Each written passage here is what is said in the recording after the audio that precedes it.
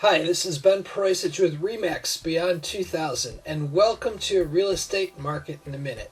Well, last month we talked about how well the market is doing. Prices are going up and marketing times are getting shorter. So what does that mean for buyers? Basically, it means it's harder to secure the property they want, and they're facing lots of multiple offer situations. So if you're a buyer, I have 8 tips and techniques to help you win in a multiple offer situation and secure your dream home. So the first tip is regarding earnest money. Go big with earnest money. So if you're buying a $200,000 house and earnest money is normally $2,000, consider putting down $3,000 or $4,000 in earnest money. It'll make your offer stand out.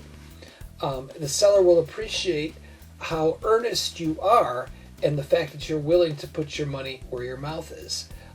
At the same token, you still get that money back if the inspection falls through or if you don't get your financing.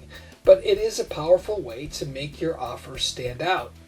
The next thing is go big on your price, and one way to do that is with a price escalation addendum, and I have a whole video on the escalation addendum. I'm going to link to it in the text below, but basically it is a contractual commitment by the buyer to pay, let's say, $1,000 more than the next highest buyer. So it's a way to win the multiple offer situation. So again, I have a whole video on that. I don't want to cover that here, but I've got all the pros and cons of that. Another thing you can consider is don't ask the seller for concessions. For instance, if you would like them to pay $3,000 of your closing costs, but you have enough money to pay your own closing costs, don't ask them to pay for closing costs. You want a nice, clean, uncomplicated offer that they could just say yes to.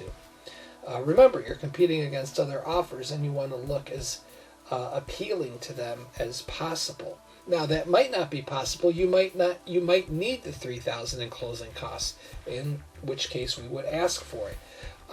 But by and large, if you could pay your own closing costs, this is the type of market where you really should be paying your own closing costs. Also, number 4, don't complicate the contract by asking for personal property. If there's a beautiful riding mower in the garage, don't ask for it on the contract. There's time to ask for stuff like that after the inspection, and once the escrow is going your way, you can ask for that stuff, and we can always put it on an addendum.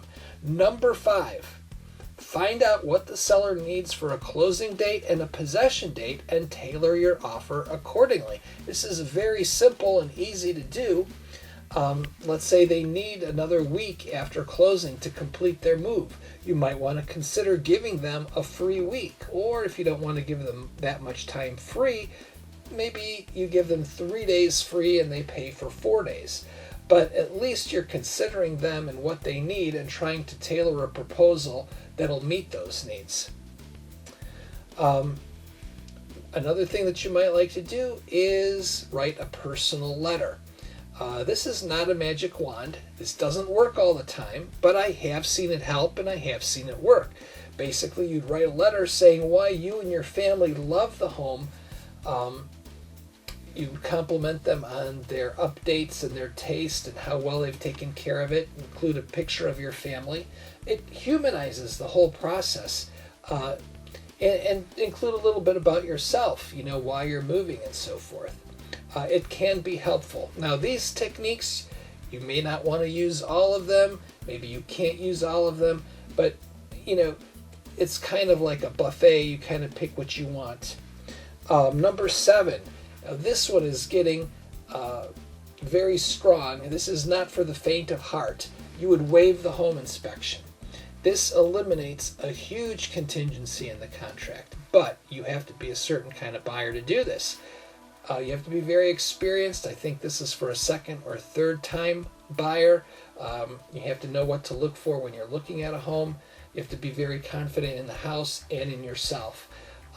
So I don't think this is for first time buyers, but I've seen this work this summer. And it's something to consider if you're in a position to do that. And then perhaps the granddaddy of them all, number 8, cover the appraisal shortfall. If you're bidding very aggressively, you're bidding over asking, there's always a chance the appraisal will come back low. Well, with this clause, you're saying, you know what? If the appraisal comes back low, I'll cover the difference up to $10,000 or $5,000 or whatever you're comfortable with.